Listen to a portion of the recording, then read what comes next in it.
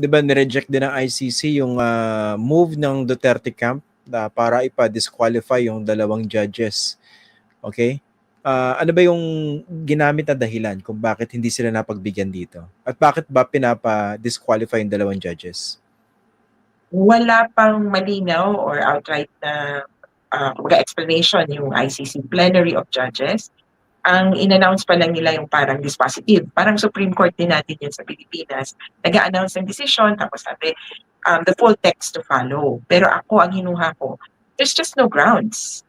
Kasi ang disqualification, if, at medyo may enumeration na yun pagtingin mo prejudiced or biased, o parang nakapagpasya na noon kung meron ka nang narinig sa kanya within the case na very abuse of discretion. Yung parang sobra naman itong magpasya to. Kumbaga pag nung sinulat niya, the criminal Duterte. Parang hindi pa nga nasa kaso. Sobrang bias na yun. And then yung isang aspect, ito yung pinaka-simple na form, ay nagsalita sa labas. Kasi the ICC judges, some of them do lectures, or sometimes they're interviewed by media, whether on a past case or a current case. Minsan, kumbaga, kunyari, may isang judge na nakapagsabi na, alam niyo yung jurisdiction, kahit umalis ka na, it always attaches. So, if there is proof that a judge has done that, pwede yung proof of bias. In this case, the only ground that was cited by the Duterte camp, or the strongest ground, was that itong dalawang judge na to ay original judge. Noong 2021, pinagpasyahan nila ang pagbubukas ng investigation. Therefore, nasilip niya ng ebidensya at kumbaga, assume na para sa kanila may jurisdiction yung ICC.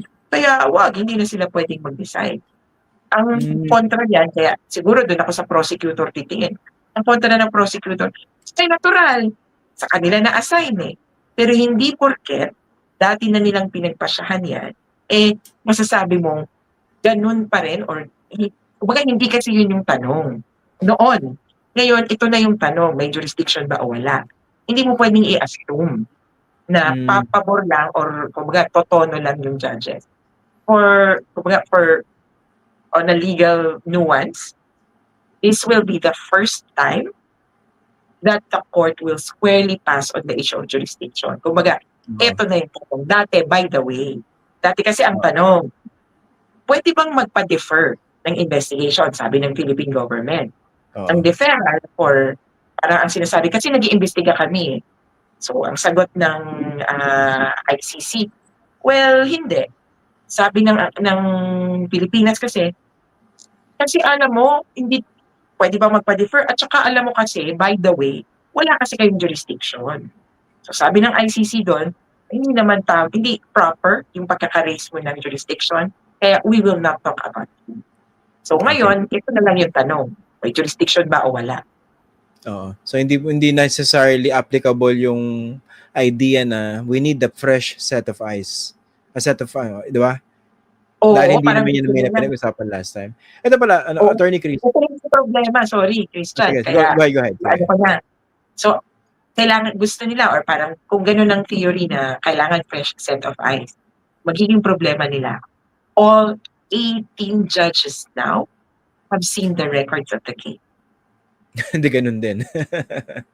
Parang risk yun, di ba? Na, sige nga, tingnan nyo nga kung prejudice tong dalawang to, pero nasilip nila yung mga dokumento. In the future, barred na sila from raising this issue kasi lahat na ay prejudice. But I see that they might use this as propaganda. Pwede nilang gamitin yun. Tingnan mo yung mga judges kasi they will rule against us henceforth. Okay. Yung para din sa kaalaman ng mga viewers natin, kasi baka masyadong technical yung issue ng jurisdiction. Okay. Kasi in previous discussions that we had, Attorney Chrissy, I had the impression na open and shut case yung jurisdiction. Pero syempre, pag talagang yan ay mismo pinag-uusapan, talagang hahanapan ng paraan ng defense para talagang patunayan na dapat walang jurisdiction itong ICC dito sa kaso na ito, no? Okay. kailan ba kasi dapat kailan ba kino-consider na nag-acquire ng jurisdiction ang ICC doon sa kaso? 'Di ba ang usual argument, nangyari yung mga inaakusang ginawa ni Duterte nung panahon na tayo ay miyembro pa ng ICC. 'Di ba? Tapos meron tayong mga residual na mga responsibilities or obligations. Pero kailan ba papasok talaga yun? Ano ba yung, anong point doon sa proseso na talagang sinasabi na, oy, nag-acquire na kami ng jurisdiction? Dahil nasimulan namin ang investigasyon at miyembro pa kayo. In simple terms, kumbaga, kapag sinilip na ng ICC yung particular na sitwasyon sa Pilipinas or sa lugar. At para sa amin, yung pagsilip ng ICC nangyari nung binuksan ang preliminary examination noong 2018 bago mag-withdraw yung Pilipinas. Kasi The year sino ba before. yung sumilip? Oo, before nag-withdraw yung Pilipinas. So, sino ba kasi yung sumilip? Prosecutor ng ICC. Okay. So ICC, pasok na. Kaya kumagat na yung sinasabing it is a matter under the consideration by the court. Yung term na investigation siguro kasi parang capital I or small I. Generic, ang preliminary examination ay investigasyon. Kasi ang investigasyon, di ba, sisilip ng ebidensya. O ano bang nangyayari dyan? Ano yan? Nag-imbestiga, small I, generically, ang mga prosecutor nung panahon na yon. Pero yung meron kasing stage, kaya dito nalito siguro, may stage na ang tawag ay investigation. So parang sabi na, hindi, dapat yung capital I dun kumagat. Pero na-realize ko, sabi nga din sa decision, alam nyo, ate nyo, ang dami yung ano to ko sa termino, but if you look at the Rome Statute, ang sinasabi kasi doon, pag umexit ka na, if there is any matter under the consideration by the court, meron kang continuing jurisdiction, kumbaga. Sabi ng ICC, yung any matter, hindi yan stage. Ano yan? If the ICC is looking into it, kumbaga, and we are looking into the war on drugs in the Philippines, that's a matter already under consideration by the court.